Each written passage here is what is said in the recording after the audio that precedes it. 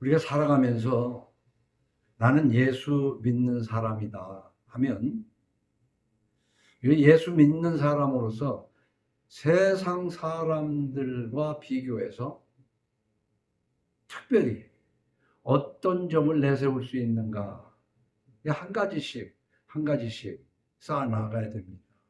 근데 예수 믿기를, 우리는 예수 믿기라기보다는 교회 다니기를 수십 년을 했는데도 쌓여진 게 없어서 세상 사람들과 구분되지도 않고 오히려 세상 사람들의 손가락질을 받는 것이 현대 한국 교회임을 아무도 부정하지 못할 겁니다. 그래서 오늘은 22장 15절로 25절 수에서 예수 믿는 것이 무엇이냐고 질문할 때 저는 하나님이 없다 주장하던 사람이 갑자기 하나님에게 사로잡혀서 하나님이 허락하시지 않으면 손가락을 하나도 까딱할 수 없는 것을 내가 뭘 한다고 했는가 하는 데서부터 출발했는데 오늘 본문이 바로 그 내용입니다. 우리는 세상 살아가는데 참으로 많은 일들이 있습니다. 그 많은 일들을 의지를 가지고 열심히 해냅니다.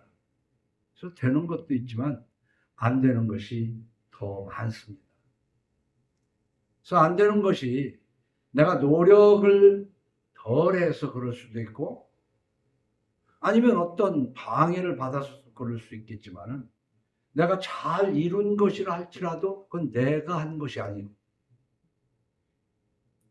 내가 설령 실패했더라도 그 실패 속에 하나님이 가로막으신 그 무엇이 있을 것이라는 믿음을 가져야 돼요. 그래서 만사 열고 닫는 권세는 창조주에게 있다. 비록 티끌 같은 나 한 사람이라 할지라도 내 일에 하나님은 그것을 하기 원했는데 내가 안 할 수도 있지만 때로는 내가 아무리 열심히 했어도 하나님의 뜻과 어긋나서 하나님이 막으신 것도 있고 하나님의 뜻과 어긋난 것을 하나님이 허락하시는 것도 우리는 경험할 수 있습니다. 그래서 오늘 예수 믿는다는 것이 무엇이냐 하면 만사 열고 닫는 권세가 하나님에게 있다. 그 근원이 창조주다. 그렇기 때문에 우리는 세상 사람도 예수를 안 믿더라도 분수를 알아라 하는 말을 해요. 그래서 분수를 알고 절제하는 겁니다. 이 세상 사람들은 너무나 분수를 모르고 절제하지 않는 경우가 너무 많아요. 또 예수를 믿지 않더라도 분수를 잘 파악하고 참 잘 절제하는 사람도 많습니다. 그런데 특별히 교회를 수십 년 다녔다고 하면서도 도무지 분수를 모르고 절제하지 않는 사람들이 너무 많다는 것이죠. 우리 한국교회의 뿌리를 따라 올라가 보면 미국의 청교도에서부터 우리는 신앙의 뿌리를 찾아볼 수가 있습니다. 오늘 15절에서 25절에 보면 셈나라는 사람이 어떤 사람입니까?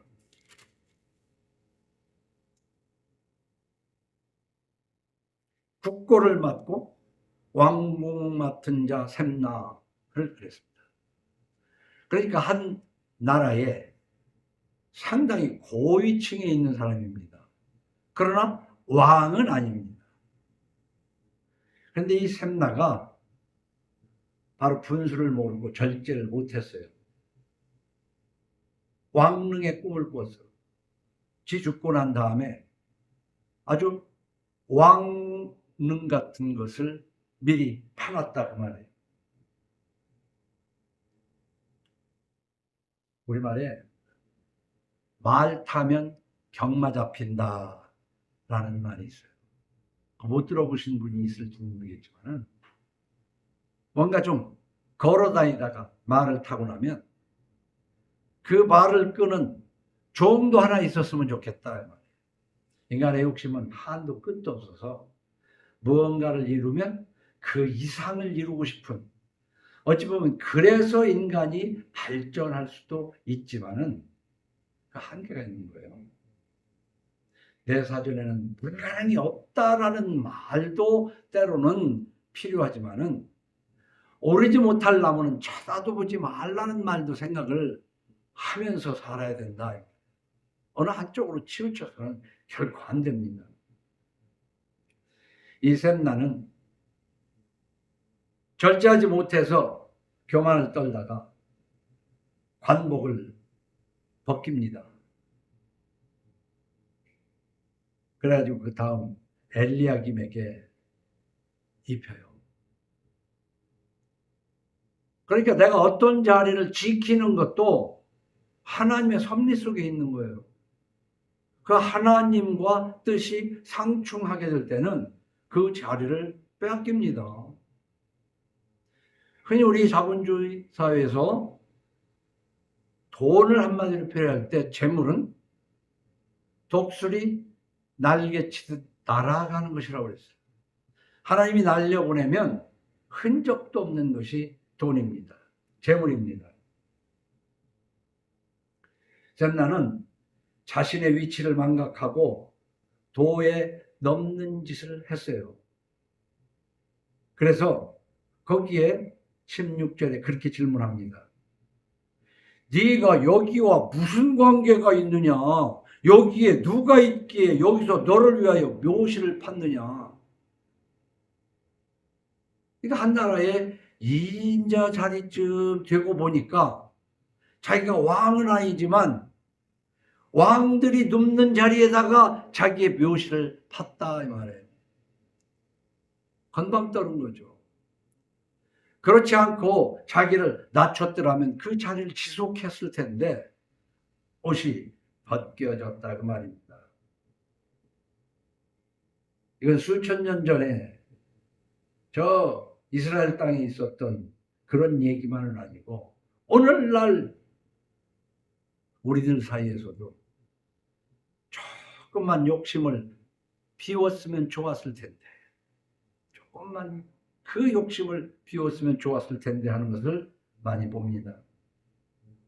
이 샘나는 자기를 위하여 높은 곳에 가묘를 받는데 역대하 32장 33절을 보면 왕들의 자리에 대해서 기록이 되어 있습니다. 히스기야가 그의 조상들과 함께 두음에 온 유다와 예루살렘 주민이 그를 다윗 자손의 묘실 중 높은 곳에 장사하여, 이게 왕이기 때문에 그 주변 후손들이 장사를 해주는 내용이에요. 그의 죽음에 그에게 경애를 표하였더라. 그의 아들 므낫세가 대신하여 왕이 되니라.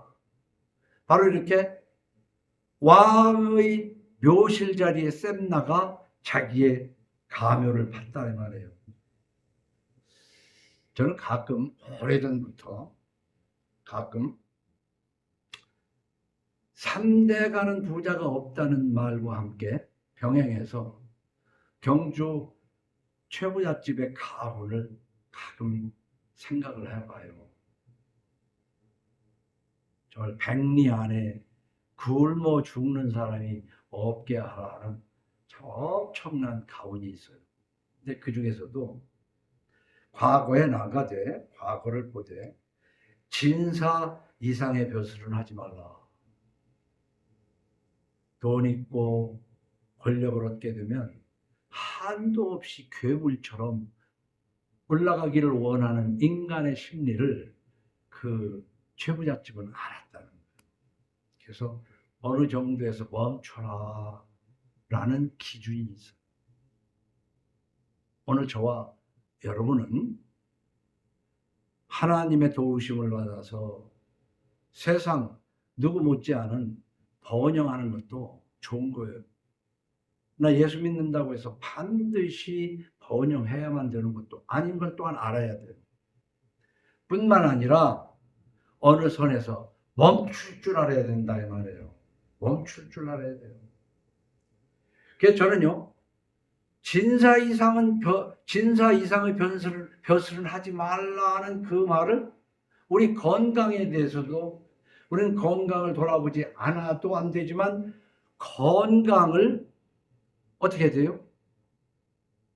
오래 살으려고만 하는 게 아니라, 참 말이 좀 꼬였는데, 오래 살으려고만 하는 것이 아니라 두 발로 자기 몸을 이동시켜 가면서 건강하게 살아야 된다는 것은 다 아는 걸 거예요. 그렇기 때문에 우리가 건강하게 건강 수명을 높이려면 어떻게 해야 되느냐? 그 비결은 소식이다. 좋은 거 많이 배 터지게 먹고 병들어서 오래 살긴 오래 사는데 건강 수명이 뚝 떨어져 사는. 근데 우리가 건강 수명을 높이기 위해서 소식해야 된다는 건 뭐예요? 먹어야 되지만 먹는 거를 조금 낮출 줄 아는 거란 말이에요. 그래서 여러 번 말씀드렸지만 우리 한국교회 뿌리는 청교도에 있는데 이 청교도들의 덕목 중에 하나가 소식입니다. 네, 우리는 이 시대에 소식을 망각했어요. 마음껏 배 터지게 먹는 것이 그게 아주 행복이라고 착각을 해요.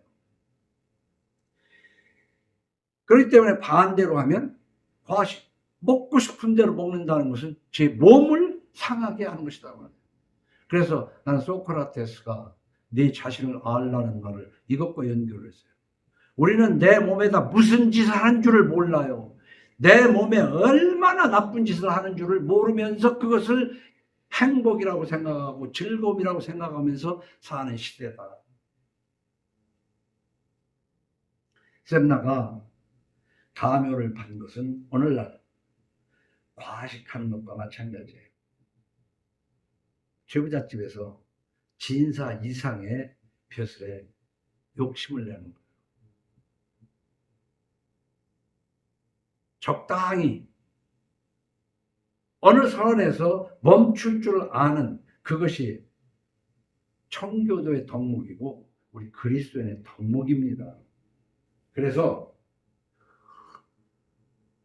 우리 마셔도 갈증을 해소할 수 없는 이 소금물 같은 이 세상 속에서 부라는 것에 대해서 우리가 멈추지 못하는 것을 봅니다. 근데 성경 잠언 18장 11절에 보면 부자의 재물은 그의 견고한 성이라. 이 말이 옳다는 것이 아니라 많은 사람들이 돈 좀 있으면 그 돈이 자기의 견고한 성이에요.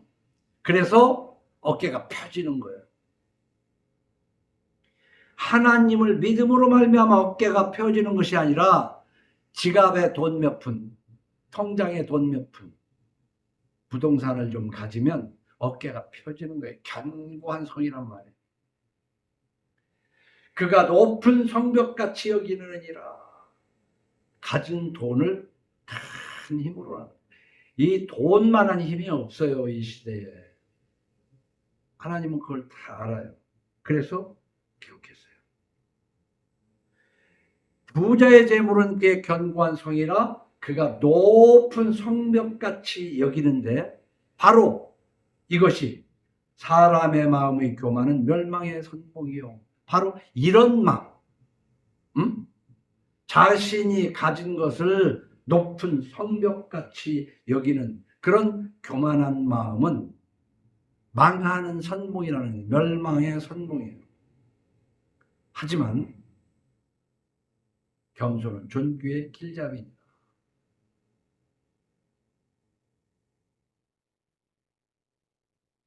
우리는 이 그리스도인의 덕목으로서 재물을 대하는 자세가 하나님 앞에 어떻게 보여질까?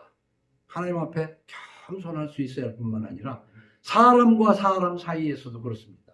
예수 믿는 사람, 그리스도인의 덕목은 예수님이 이렇게 가르칩니다. 누가복음 14장 7절 이하에 보면 우리는 때로 잔치 자리에 청함을 받습니다. 청함을 받은 사람들이 높은 자리 택함을 보시고, 이 얘기가 뭐냐면은 사람들이 여기저기에서 모입니다. 그러면 앉아야 됩니다. 자리가 내가 어디 앉을까 서로 눈치를 봐가면서 서로 높은 자리를 앉으려고 하는 것이 인간들이에요. 근데 예수 믿는 사람은 이 바로 사람 너와 내가 앉을 때도 상대방이 앉을 자리와 내가 앉을 자리를 구분할 줄 아는 것이 예수입니다. 그것을 구분 못하기 때문에 샘나가 왕릉을 꿈꾼 거란 말이에요. 이런 걸 가볍게 여기더라고. 이걸 몰라요. 네가 누구에게나 혼인잔치에 청함을 받았을 때에 높은 자리에 앉지 말라. 그렇지 않으면 너보다 더 높은 사람이 청함을 받은 경우에 너와 그를 청한 자가 와서 너더러 이 사람에게 자리를 내주라 하리니 그때에 네가 부끄러워 끝자리로 가게 되리라. 청함을 받았을 때에 차라리 가서 끝자에 앉으라. 그러면 너를 청한 자가 와서 너더러 거시에 올라 앉으라 하리니 그때야 함께 앉은 모든 사람 앞에서 영광이 있으리라. 그랬더니 예수 믿는 사람들은 너와 내가 앉을 자리를 구분할 줄 알아요. 상대방을 배려할 줄 알아야 돼요. 이 설교를, 이 내용을 내가 한 3번째쯤 하고 있는 것 같은데, 우리가 이서무어에서 보면은 여우인지 너구리인지 까마귀하고 서로 초대해가지고 너구리한테 이 호루병에다가 음식을 주잖아요. 저는 이렇게 부리로 호루병에 있는 것을 빨아먹을 수 있지만 너구리는 그걸 어떻게 먹을 수가 없잖아요. 그러니까 너구리가 너구리인지 여우는 또 까마귀를 초대해서 접시에다가 다 주잖아요. 그런 이소무화를 봐서도 그렇지만 우리는 상대방을 배려해야 되는데, 더군다나 인간 사회는 어디나 너 나의 평등을 주장하는 예수 믿는 사람은 잘못됩니다. 사람과 사람 사이는 반드시 서열이 있게 마련이에요. 형 동생이 있고 부자가 있고 아내와 남편의 서열이 있는 거란 말이에요. 그걸 구분할 줄 모르면 안 돼요. 그렇기 때문에 어디에 가서 앉을 자리에 여기는 어디가 상석이고 어디가 말석인가, 이런 것 정도는 알아야 예수 믿는 것이지, 도무지 그걸 모르는 사람들, 그 사람들은 때가 되면 샘나처럼 왕릉을 꿈꾸게 되어 있다 이 말입니다. 그래서 이 사람들을 그런 것을 가르쳐야 할 당시에 바리새인들, 서기관들은 뭐라고 그랬어요? 긴 옷을 입고 다니는 것을 원하며 시장에서 문안받는 것과 회당의 높은 자리와 잔치의 윗자리를 좋아하는 서기관들을 삼가라. 이런 사람 삼가하라 이거예요. 어울리지 말라는 거야. 그런데 우리는 이 자본주의 속에서 이런 사람들 밑에 가서 알랑거려가면서 붙어먹는 걸 좋아하는 거야. 왜? 그래야 부슬기에서 떨어진다고 착각을 하는 거지. 그 세상 사람들은 그럴지라도 예수 믿는 사람들은 그런 것이 아니라고 성경이 가르치는 거예요. 그건 내가 주장하는 게 아닙니다. 앉을 자리를 구별하는 것에서부터 예수 믿는 사람이 시작해요. 근데 이렇게 되면은 맨 그것만 연구하는 게 아니지, 내 마음속에 남을 나보다 낮게 여기면서 남을 대접하고자 하는 그 마음, 여기서 출발하는 거예요. 이것이 없이 상석 하석만 구분하게 되면 그게 바로 외식하는 것이다. 어? 외식하는 건 겉으로 꾸미는 거다. 그 마음 속에서는 그런 게 아닌데, 이 앉을 자리를 구별하는 것은 심지어 죽어 누울 자리. 우리 인간은 죽어 누울 자리는 남은 자들이 할 일입니다.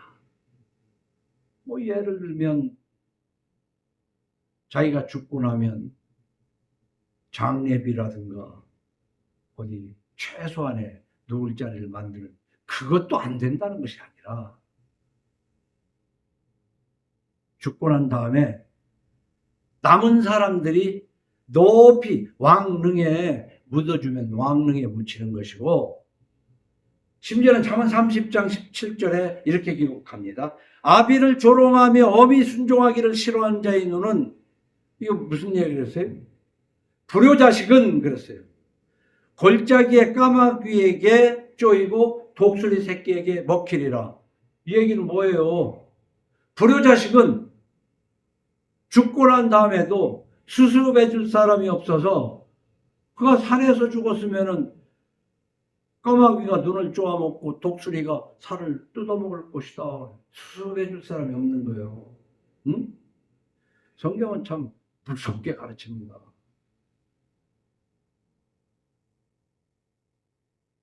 요즘은 팽여자, 노숙자가 죽어도 나라에서라도 수습을 해주잖아요. 근데 불효자식에 대해서는 이렇게 기록하고 있습니다. 근데 오늘 본문 보면 샘나라는 사람은 주제 파악을 못하고 왕릉을 꿈꾸다가 관복이 벗겨졌는데, 그 뒤로 20절에 보니까 그날에 내가 hilkiya의 아들 내 종 엘리야김을 불러 네 옷을 그에게 입히며 네 띠를 그에게 띄워 힘있게 하고 네 정권을 그의 손에 맡기리니. 다 뺏겼습니다. 옷을 벗겼다는 것은 그 사람에게 주어진 권력까지 빼앗겼다 그 말이에요. 그래서 엘리야김에게 권세가 이양됐어요. 그래서 저는 열고 닫는 권세가 하나님에게 있다고 계시록에서도 기록되어 있지만 22절에서도 내가 또 다윗의 집의 열쇠를 그의 어깨에 두리니 그가 열면 닫을 자가 없겠고 닫으면 열 자가 없으리라. 그러니까 모든 것을 결정권을 이 엘리야에게 주어졌다 이 말이에요. 권세가 주어졌다 이 말이에요.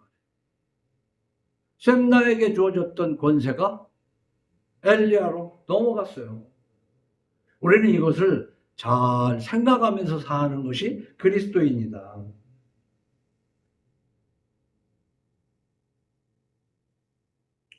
그래서 계시록 3장 7절에도 빌라델비아 교회의 사제에게 편지하라. 거룩하고 진실하사 다윗의 열쇠를 가지시니 곧 열면 닫을 사람이 없고 닫으면 열 사람이 없는 그가 이르시되. 그래서 오늘 저는 제가 하나님을 인정한 처음 그 순간에 하나님의 허락 없이는 손가락 하나도 까딱할 수 없다는 것이 오늘 엘리야에게 셈나의 권세가 이양되면서 주어진 것이에요. 근데 우리 삶 속에서 내가 막 무언가 되면 내 능력으로 되는 걸로 착각하지 말라는 것이 예수 믿는 거예요. 하나님을 믿는 사람의 자세. 또 안 되면 안 되는 대로 내가 뭘 잘못했는가도 돌아봐야 되겠지만 하나님이 막으시면 아무리 쉬운 것도 안 되는 거예요.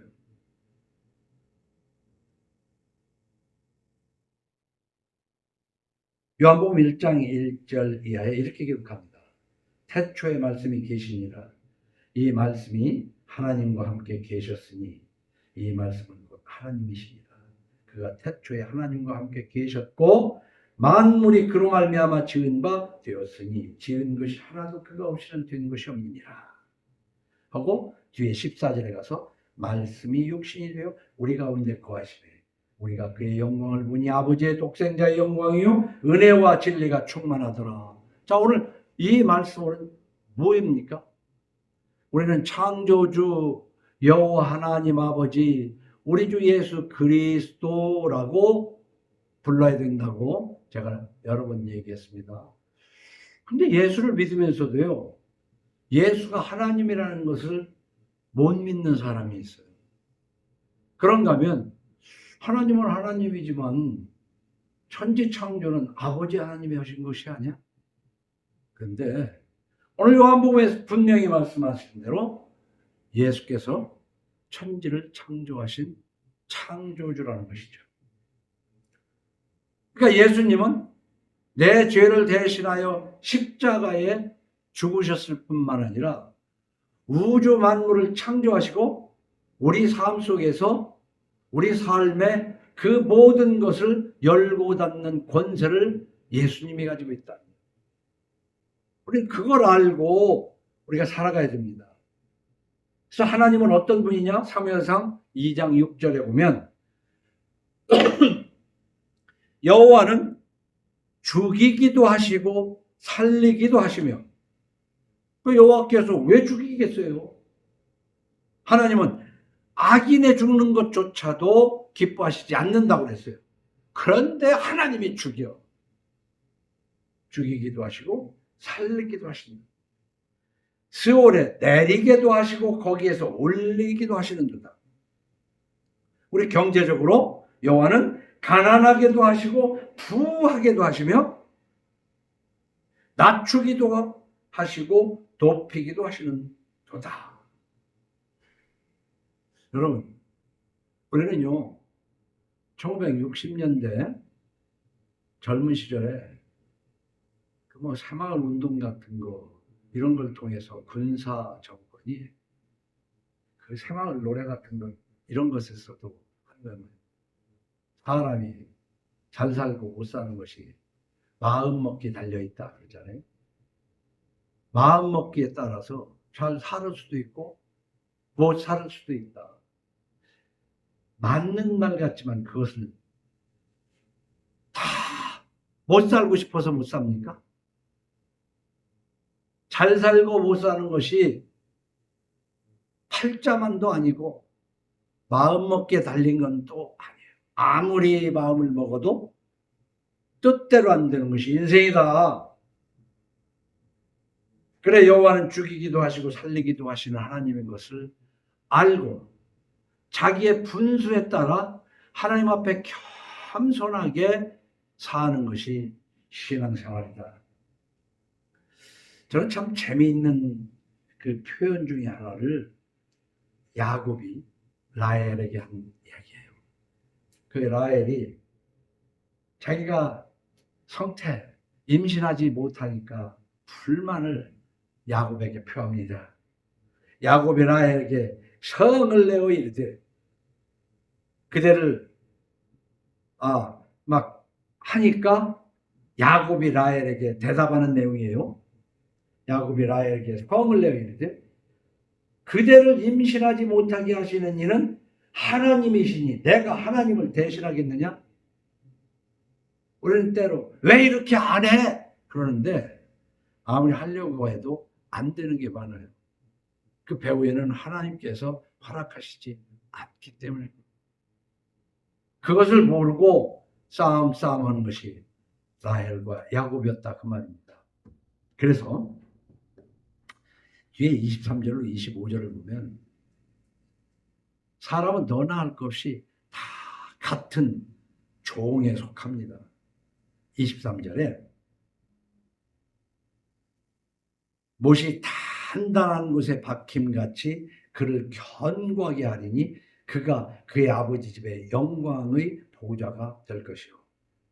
이 엘리야김 때문에 집안이 아주 영광스럽게 됐어요. 아버지 집의 영광의 보좌가 되었다 그 말이에요. 그래서 우리는 하나님 앞에 쓰임을 받으면 그 사람 주변에 있는 사람까지 영광을 받습니다. 하나님께서 아브라함을 이끄실 때에 아내 사레와 함께 조카 롯도 함께 하나님의 은혜를 받게 됐어요. 그런데 그것을 하나님 뜻에 합당하게 잘 유지해야지 3대 가는 부자가 없는 것처럼 또 흩어져 버려요. 엘리야로 인해서 가족들이 영광을 받았는데 그래서 사람은 그릇이 다 달라요. 그래서 표현을 이렇게 했습니다. 종지로부터 모든 항아리까지. 엘리야 집에 있는 그릇이 작은 것에서부터 큰 그릇까지 다 하나님께서 영광받게 하셨다는 거죠. 그런데 말이죠. 25절에 보면 만군의 여호와께서 이르시되 그날에는 단단한 곳에 박혔던 못이 사그리니 이렇게 하나님으로부터 복을 받으면은 사람이 더 납작 엎드리는 것이 아니라 기고만장해집니다.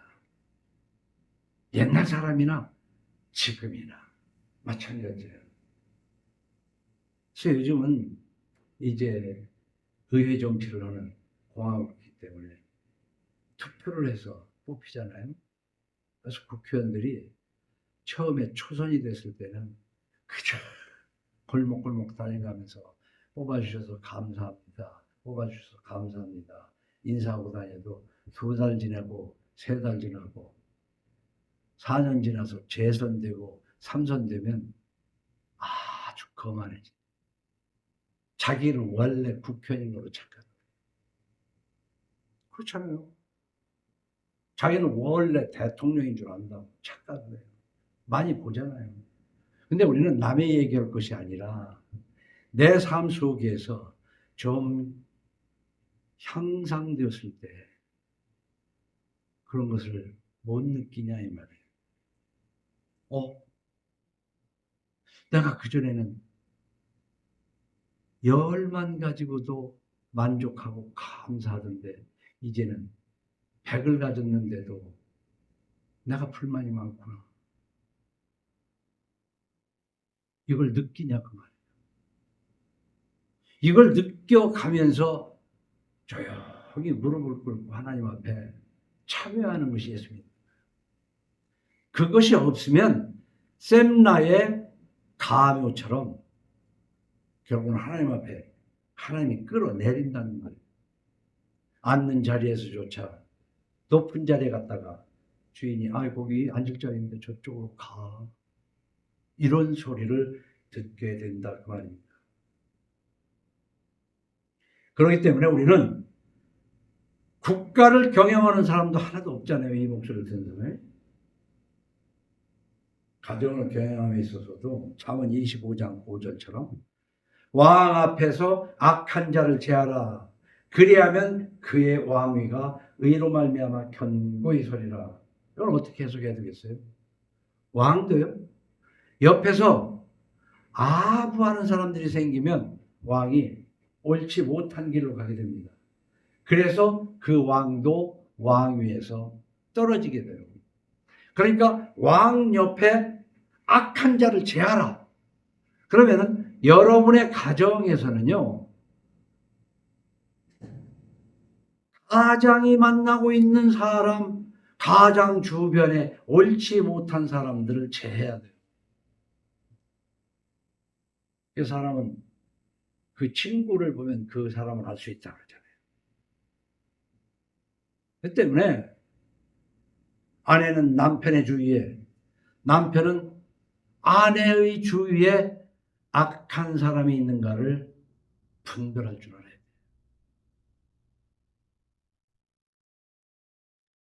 그리고 나는 가정 속에서 창세기 3장을 굉장히 원론적으로 보고 있는데 여자가 그 나무를 본즉 먹음직도 하고 보암직도 하고 지혜롭게 할 만큼 탐스럽기도 한 나무인지라 여자가 그 열매를 따먹고 자기와 함께 있는 남편에게도 주매 그도 먹은지라 이에 그들의 눈이 밝아져 자기들이 벗은 줄을 알고 무화과 나무 잎을 엮어 치마로 삼았더라.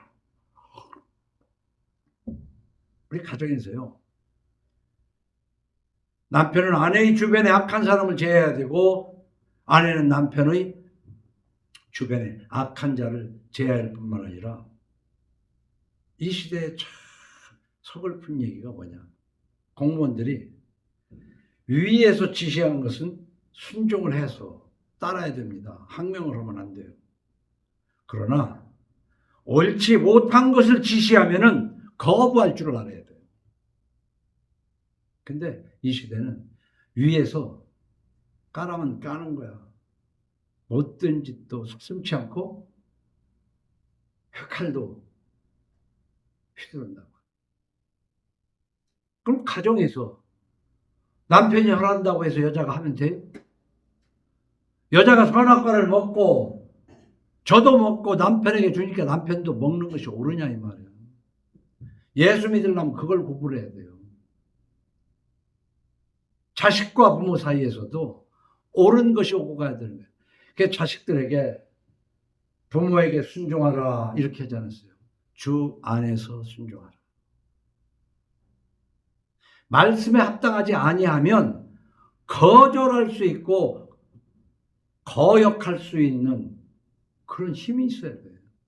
근데 그 힘이 없기 때문에 그 가정이 망가지는 거예요. 그래서 잠언 29장 15절에는 채찍과 꾸준함이 지혜를 주거늘 임의로 행하게 버려둔 자식은 어미를 욕되게 하느니라. 그래서 이런 자식들은 죽어서 까마귀가 눈을 파먹고 독수리가 그 살을 파먹게 된단 말이에요. 악인이 많아지면 죄도 많아지나니 의인은 그들의 망함을 보리라. 네 자식을 지인게 하라. 그리하면 그가 너를 평안하게 하겠고 또 네 마음에 기쁨을 주리라. 묵시가 없으면 백성이 방자히 행하거니와 율법을 지키는 자는 복이 있느니라. 종은 말로만 하면 고치지 아니하나니 이는 그가 알고도 따르지 아니함이니라. 말로만 하면 고치지 않는 종자들이 있어요. 그 엘리야 제사장의 집안 아니에요. 아들아 그리 말라. 같이 몽땅 죽어버렸잖아요. 하나님 무서운 줄 아는 것이 예수 믿는 거예요. 하나님 무서운 줄 알고 분수를 지키는 거예요. 그러면서 절제할 줄 알아야 돼요. 그만둘 때 그만둘 줄 알아야 된다니까.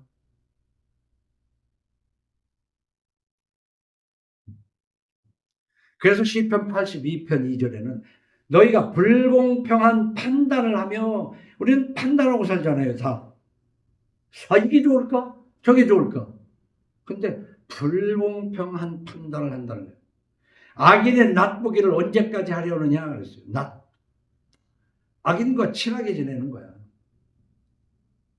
악을 선하다 하며 선을 악하다 하며 흑암으로 광명을 삼으며 광명으로 흑암을 삼으며 쓴 것으로 단 것을 삼으며 단 것으로 쓴 것을 삼는 자들은 빠있을진저. 정말 이 세상이 그래요. 지금 단 것이 아니에요. 단 거는 danger라고 그랬잖아요. 위험한 거라고. 그 위험한 것을 탐하고 여기는 거예요. 스스로 지혜롭다 하며 스스로 명철하다 하는 자들은 와 있을진저. 포도주를 마시기에 용감하며 독주를 잘 빚는 자들은 와 있을진저. 그들은 뇌물로 말미암아 악인을 의롭다 하고 의인에게서 그 공의를 빼앗는다.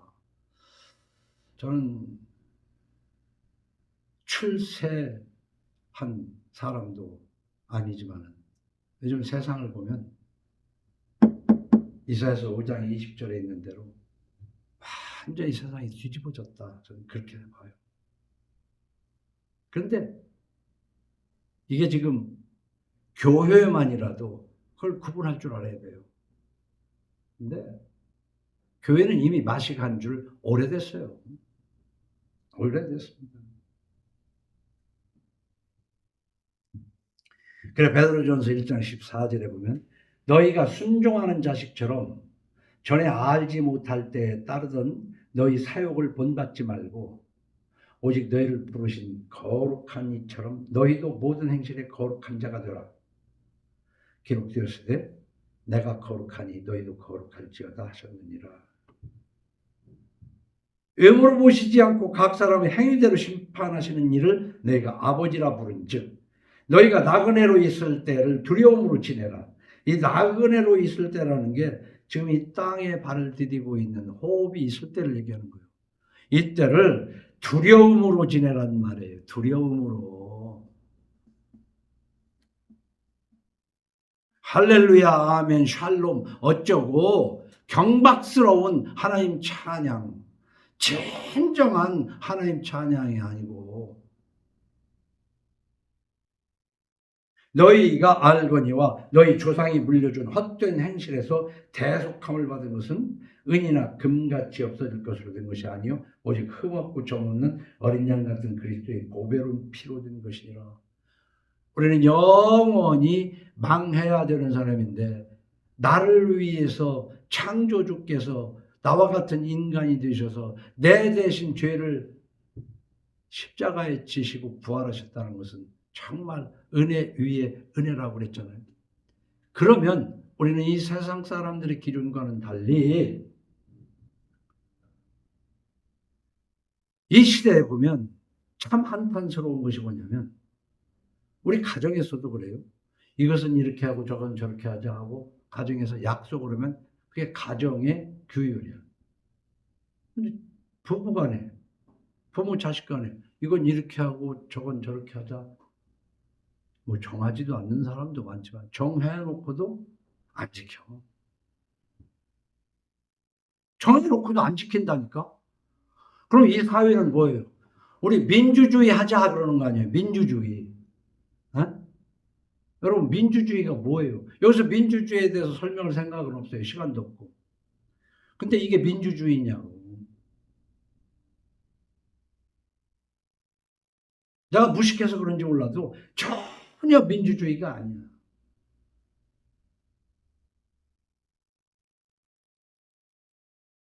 힘 가진 사람이 저 하고 싶은 대로 하는 거야. 가정들도 보면 그냥 돈푼이나 버는 가장이 저 하고 싶은 대로 하고 사는 거야. 지 승질 부리고 싶은 대로 부리고 살고. 뭐 또 기준이 없어. 그러나 민주주의는 민주주의라는 헌법의 정신 아래에서 다수가 정한 대로 그 민주주의를 해야 되는 법이 있잖아요. 그럼 신앙생활을 우리는 뭘로 해야 돼요? 성경 가지고 해야 되잖아. 성경 가지고. 그런데 목사, 장로, 권사, 집사 할 것이 저 하고 싶은 대로 지 마음에 흡족하면 자기 신앙 좋은 줄로 착각하고 사는 미친 괴물들의 시대라고 내가 보기에는.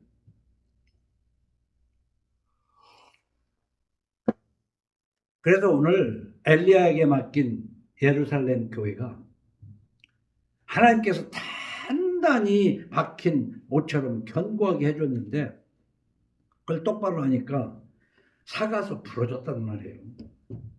응?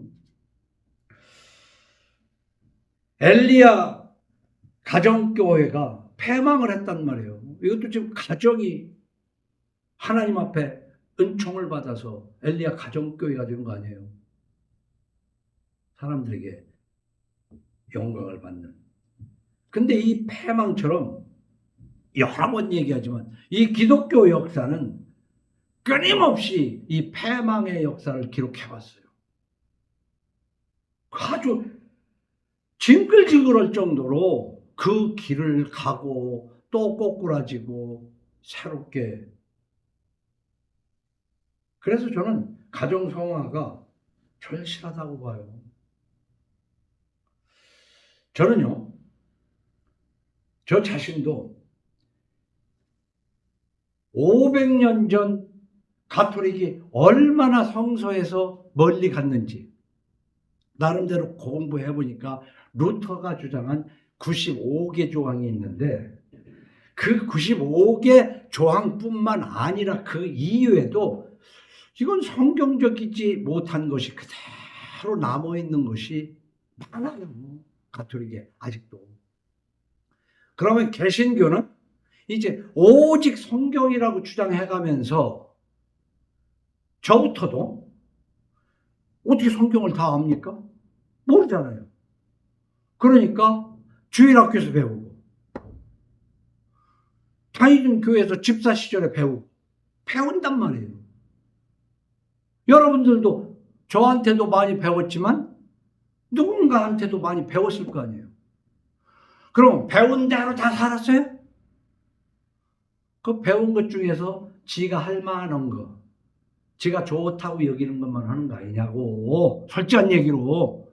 그러니까 가르치는 사람이 첫째 중요하지만 배우는 사람도 꼭 문제가 많아, 한국교회는. 그래서 저는요, 제가 배운 거는 교회 생활하면서 여러 가지 중에서 우리 예수 믿는 사람은 두 가지를 특별히 도둑질하면 안 된다고 배웠어. 제가 신학교 가기 전부터 뭐 여기저기 다니면서 뭐 부흥회 같은데 이런 데서 배우는 거 아니겠어요? 그게 뭐냐? 주일을 도둑질하면 안 되고 11조를 도둑질하면 안 된다고 배웠다고. 그리고 성경을 보니까 너희가 나의 것을 도적질하고도 라고 써있기 때문에 적어도 내가 11조는 도둑질하지 말아야 되겠다 하면서 간증적으로 얘기하면 하나님 앞에 바치고 싶어서 바쳤어요. 그런데 삶이 달라지더라 이거야. 이건 성경에 써있는 내용이 아니고 개인의 간증이야. 그런 사람도 있고 그렇지 않은 사람도 있어. 그러나 성경에 있는 것을 놓고 볼 때 저는요 500년 전 교회가 썩어 문드러졌다고 해서 책으로 알지 제가 500년 전 살아봤습니까? 그런데 나는 어려서부터 들은 것이 그것이 하나님을 믿는 거라고 생각을 했는데 하나님을 만나지 못하기 바로 1시간 전에 얼마나 시끄러운 그냥 막 이 밴드 속에서 기도를 할 때 처음으로 한 기도가 하나님 나 어려서 주일학교 다닐 때 믿던 그 하나님하고 여기 있는 하나님하고 같은 하나님입니까? 그게 처음 기도예요. 그리고 얼마 있다가 나도 모르게 하나님이 허락하시지 않으면 손가락도 까딱할 수 없는 것을이라는 회안에서부터 이제 출발을 했는데 신학교를 마치고 이제 이 자리에다가 교회를 세워놓고 보니까 야 이건 아니다. 성경하고는 전혀 문제가 아니다 하는 것 중에 우리는요 좋은 것이라 할지라도 이것은 이렇게 해야 돼. 딱 못 박는 게 교리화한다는 도그마화한다는 거야. 그게 한국교회 기독교를 망친 거야. 교리가. 왜냐하면 교리는 성경을 읽다 보면은 성경의 흐름이 이런 뜻이 있다. 근데 반대쪽도 있어요. 그래서 서로 싸우고 파가 갈라지는 거야. 그래서 교리는 성경을 해석하는데 참고할 뿐이지 그게 반드시 옳다고 주장하게 되면 벌써 이단이 돼버린 거야. 그럼 모든 교파들이 다 이단이 된 거지. 그 중에 우리가 성수주일이라고 그럴 때 저는 이미 이게 아니다.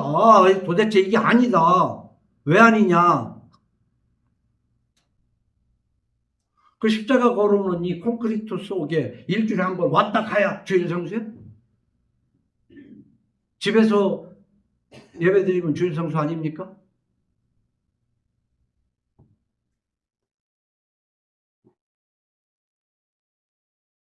그래서 가정에서 예배를 드리자라고 한 것도 그 이전에 우리가 새벽에 기도하는 것이 나쁩니까? 나쁜 게 아니에요. 그러나 새벽에 기도 드려야 된다고 강조를 하게 되면 그게 교리화되는 거예요.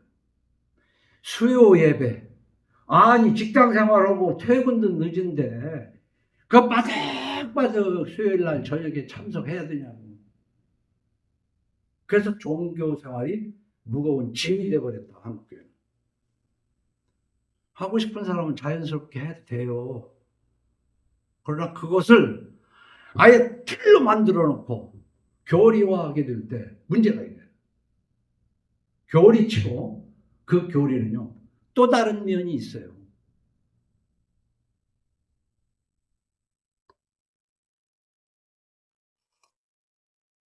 근데 주일 성수 도대체 어떻게 하는 것까지가 주일 성수냐? 여러분 이 대한민국 교회에 주일 성수하는 사람이 몇 명이나 되겠어요? 내가 볼 때 거의 없어. 근데 더더군다나 예배당만 찍고 골프 치러 가면 주일 성수냐? 아니면 아침부터 저녁 늦게까지 그 예배당에서 찬송하고 성경 읽으면 주일 성수냐? 여세 동안 사업하면서 맨 도적놈들하고 짝하고 사기치고 주일 지키면 그게 주일 성수냐 이 말이야. 우리가 주일날은 예배 드려야 된다고 그러지만 예배는 뭐예요? 삶으로 하나님을 찬양해야 돼요. 어떠한 일이 있어도 거짓말 안 하고 도둑질 안 하고 사는 것이 그 삶이 예배라는 말이에요. 그런데다가 예배도 꼭 이 예배당에 와야 예배냐 이 말이야. 아니지 않느냐 이거지. 그런데 11조 도둑질은 뭐냐? 근데 이거 가지고 지난주에도 그렇잖아요. 좀 연구해봐야 되겠다고 그러는데 우리 찬송가에도 11조 드립니다. 11조 드립니다. 찬송가 있잖아요. 그리고 한국교회는 미국 교회도 그렇지만 11조를 지금까지 받아왔다 이거야. 그 500년 전 교회가 한 짓이 최고로 뭐야 못된 짓 중에 면지부 팔아서 건축했잖냐 이 말이야. 근데 이 11조도 여러 사람이 주장하는 건 오늘 다 할 수는 없지만은 11조라는 이름. 자 보세요.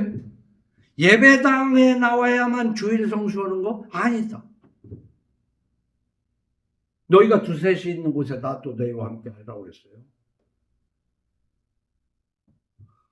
오히려 예수님께서는 그 모인 사람들을 강도의 구렬이라고 너희들이 이 강도의 구렬을 만들었다. 근데 그럼 11조 도둑질하지 말라는 말에 그걸 주장하는 난 택도 없으니까 듣지도 않으려고 그러는데 상당히 나를 놀라게 한 것이 뭐냐. 너희가 나의 것을 도둑질하고도 라는 그 대상이 누구냐? 제사장이란 말이에요. 제사장. 그러니까 제사장들이 11조를 받아가지고 지가 다 처먹은 거야. 요즘 교회가 헌금 걷어가지고 적고 싶은 대로 하는. 자, 11조가 성경에 있는 게 아니라고 할지라도 그러한 헌금이 이건 교회만이 아니라 이 세상에는 기부금 받는 데가 많아요. 그 기부금을 걷어가지고 정말 좋은 곳에 쓰여지면 몰라도 그 통계가 있어요. 10% 안쪽이에요. 나머지는 전부 그거 관계한 사람들이 다 나눠먹고 많아. 그럼 헌금은 어떻게 된 거냐? 기본적으로 놓고 볼 때는 함께 예배드리는 예배당 유지비에다가 거기에서 일어난 최소한의 목사 전도사들의 최저 생계비하고 그것도 안 되는 데도 있지만 그 이상 되는 데는 달마다 교육관 짓고 새성전 짓고 그거 가지고 선교 온다고 선교비를 보내는데 그게 누가 어디서 어때? 그러니까 작은 교회권은 그것도 잘 봐야 되겠지만 큰 교회들 거는요 그 내막이 어떻게 된지를 몰라.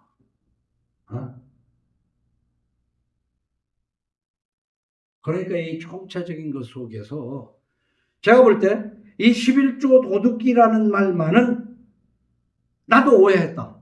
이건 제사장들한테 하는 얘기였다 이 말이야. 하나님은 누르고 흔들어 넘치도록 주신다가 뭐예요?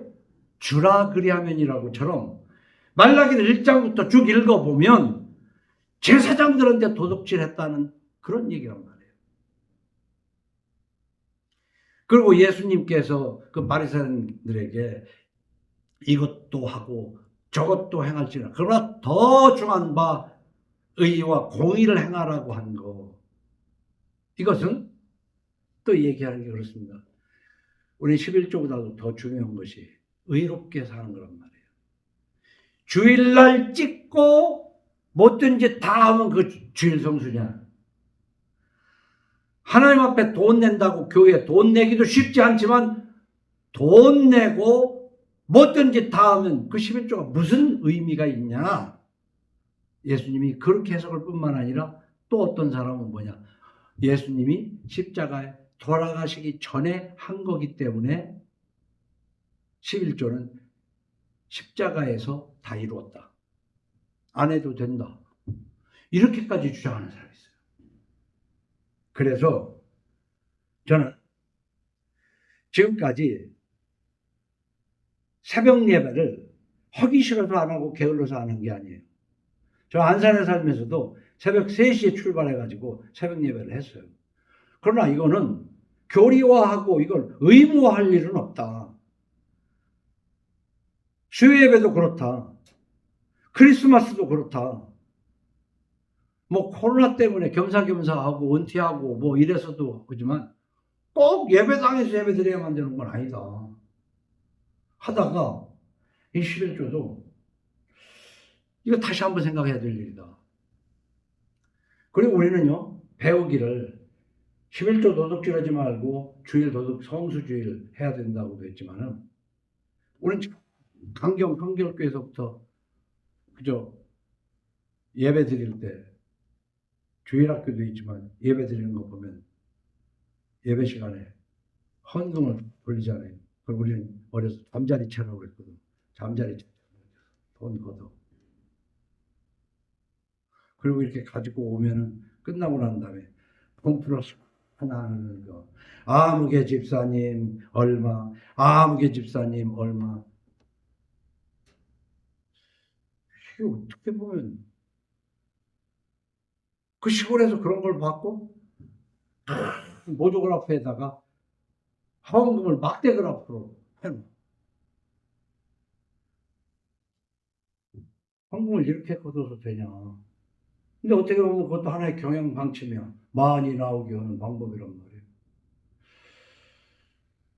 그럼 서울에서 신앙생활할 때 집사 시절은 어떻게 했냐. 주보에다가 실어.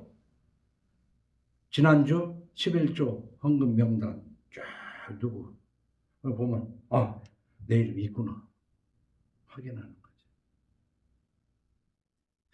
이것도 어떤 면으로 보면 교회가 성장할 때에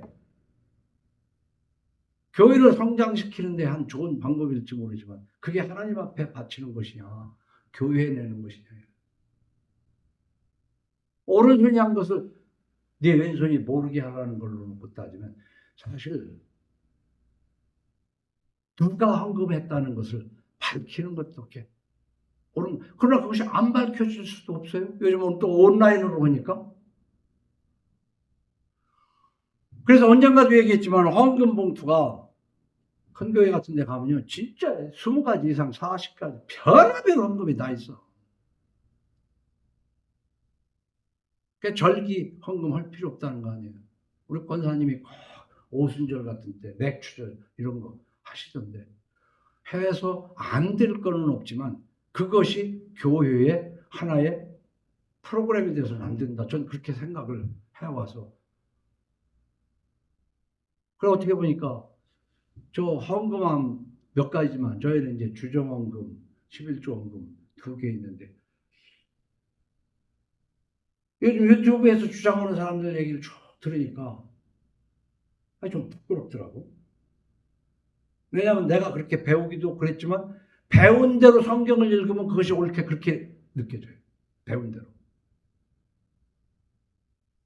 신학교를 박사과정까지 9년을 했지만 성경 한 구절 한 구절 해석하는 걸 배우는 게 아니니까 별의별 과목을 다 배워서 궁극적으로는 성경을 해석하는 데 도움은 되지만 개인적으로 각자 알아서 성경 읽고 해석해야 돼요. 주석들. 그래서 저는 참 교회를 성공시키지 못한 사람이지만 차라리 감사해요.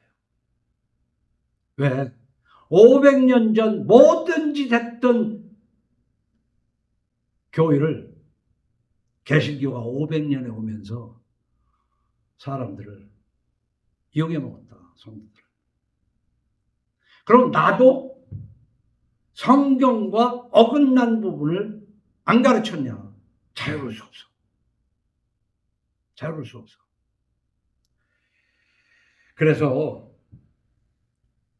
이제 헌금 봉투는 다 치우고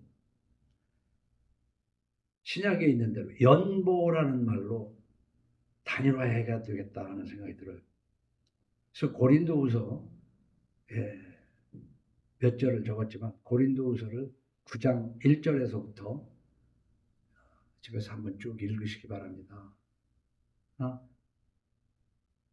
헌금에 대해서는 그러므로 내가 이 형제들로 먼저 너희에게 가서 너희가 전에 약속한 연보를 미리 준비하게 하도록 권면하는 것이 필요한 줄 생각하였느니 이렇게 준비하여야 참 연보답고 억지가 아니니라. 이것이 곧 적게 심는 자는 적게 거두고 많이 심는 자는 많이 거둔다는 말이로다. 각각 그 마음에 정한 대로 할 것이요 인색함으로는 억지로는 하지 말지니 하나님은 즐겨내는 자를 사랑하시느니라. 저는요 이 헌금 설교가 굉장히 불편하더라고 지금까지 30년 동안. 그래서 헌금 설교를 되도록이면 안 하려고 하면서도 몇 번을 했어요. 왜? 살인하지 말라라는 것도 가르쳐야 되지만 하나님 앞에 바칠 것은 바쳐라는 것도 가르쳐야 되기 때문에 내가 빼먹으면 안 되잖아. 그런데 11조를 도적질했다는 것은 분명히 그건 제사장에게 한 얘기다. 그리고 또 11조를 패야 된다고 주장하는 사람 얘기는 뭐냐? 그 당시는 신정국가였기 때문에 또 11조는 일종의 제사의 한 거제에 해당이 되고 화목제에 뭐하니까 예수님이 십자가에서 다 이루셨다고 그랬으니까 예수를 믿음으로 끝나는 거다. 그러면 신약에서는 뭐냐? 바울도 얘기하도록 복음을 전하는 자가 복음에서 나는 것을 먹는 것이 마땅하지 아니하냐? 나도 그럴 권위 있다 라고 주장을 했거든요. 그러면서 배우는 자는 가르치는 자와 함께 모든 좋은 것을 함께 하라. 이런 수준에다가 오늘 고린도후서 9장에 있는 말씀대로 여러분들이 헌금에 대해서 잘 이해를 해야 되겠다. 왜냐면 생각보다도요. 나는 얼마 전에 그 이상하게 11조 받는 목사는 지옥 간다라는 제목이 나와서 별 희한한 자식도 다 있다는데 그것 잘 들어보면요. 틀린 말 없어. 그래서 오늘은 셈나처럼 주제 파악을 못하고 왕실 가묘를 했다가 쫓겨난 그리고 엘리야김이 이어받았지만 온 집안의 영광이 오히려 나중에는 패망이 되는 것처럼 기독교 역사는 그래왔어요. 그렇기 때문에 십자가 걸린 예배당에 가야만 주일 지키는 걸로 생각해서도 안 되고 가정에서 정말 하나님을 잘 믿어야 되겠다. 하나님 말씀대로 해야 되겠다. 이것을 내 가정부터 난 그렇게 되기를 바라요. 그것이 내 인생의 어떻게 보면 결말이었다고 생각해도 과언이 아닙니다. 하여 유튜브를 여러분들에게 보낼 때 아유 뭐 지저분하게 이런 거 자꾸 보내나 할지는 모르겠지만 보내는 유튜브는요 건강에 관한 것이든 의사와 약에 관한 것이든 한번 제대로 시간 내서 들어보세요. 삶의 보탬이 될 겁니다. 이번 주 중에는 11조에 대해서 나름대로 주장하는 사람의 한 3편 정도를 1시간짜리 3편 정도를 보낼 테니까 이 사람이 주장하는 거, 저 사람이 주장하는 거 한번 들어보세요. 그러나 저는 뭐냐? 11조라는 명목은 없애는 게 좋겠다. 그리고 디모데후서에서 있는 대로 각각 그 마음에 정한 대로 할 것이요. 인색함으로나 억지로 하지 말지니 하나님은 즐겨내는 자를 사랑하시느니라. 짧게는 이 말씀, 길게는 바울의 안보에 대한 내용을 읽어가면서 신앙생활하는 여러분 되기를 예수 이름으로 축원합니다.